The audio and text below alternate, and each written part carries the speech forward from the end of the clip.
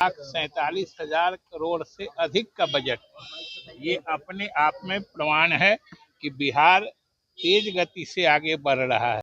जो पुराना बजट था उसी में थोड़ा डेंटिंग पेंटिंग किया गया है, इसके लिए इसके अलावा कुछ नहीं है। आकार थोड़ा बढ़ाया गया है जरूर।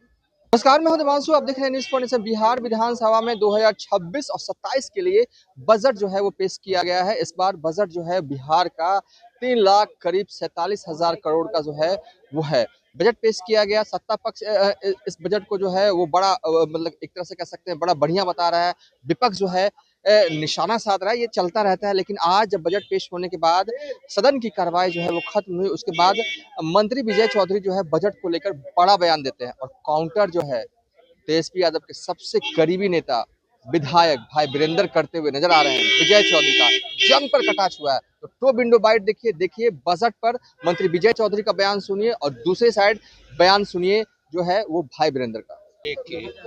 उद्योगों को बढ़ावा देने, तकनीकी क्षेत्र में बिहार को आगे ले चलने का, सभी चीजों का बड़े ही संतुलित ढंग से समावेश किया है और बजट का आकार भी बड़ा है।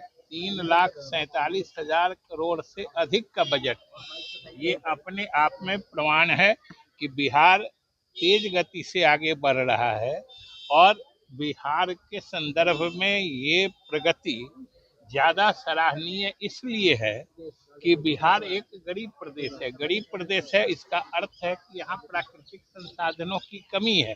खान खदान नहीं है, न समुद्री किनारा है। बिहार वासियों की मेहनत के बल पर और इस सरकार की कार्यकुशलता के बल पर, नीतीश कुमार के दूरगामी सोच वाले नेतृत्व के कारण आज बिहार सीमित संसाधनों के बावजूद विकसित प्रदेशों से भी जो तरक्की की रफ्तार है उसमें ये कम्पीट कर रहा है, उस स्पर्धा में भी अपना स्थान बनाए हुए है। ये बहुत बड़ी उपलब्धि। जो पुराना बजट था उसी में थोड़ा डेंटिंग पेंटिंग किया गया है, इसके लिए इसके अलावा कुछ नहीं है। आकार थोड़ा बढ़ाया गया है जरूर। किस विभाग में कितना पैसा देना है और कितना उससे लेना है वो सब उसमें व्यवस्था की गई है।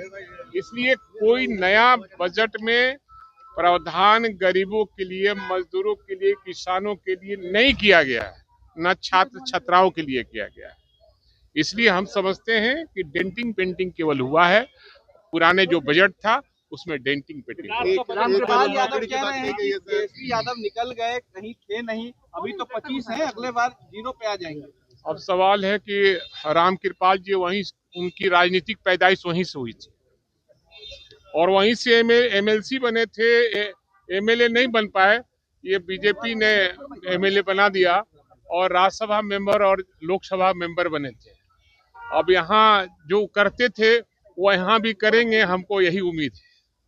सत्ता पक्ष कह रहा है कि बिहार विकास कर रहा है और आप लोग को बेचैनी हो रहा है। 1 करोड़ रोजगार। अब सवाल है कि केवल आंकड़ों में जाइएगा और ये एनडीए की सरकार है और जुमले की सरकार है और आप पत्रकार बंधु से वो निवेदन है कि आप बिहार और देश के लिए काम कीजिए। हम जानते हैं कि आप नौकरी करते हैं, आपका जो मालिक है वो अडानी अंबानी एंड कंपनी है।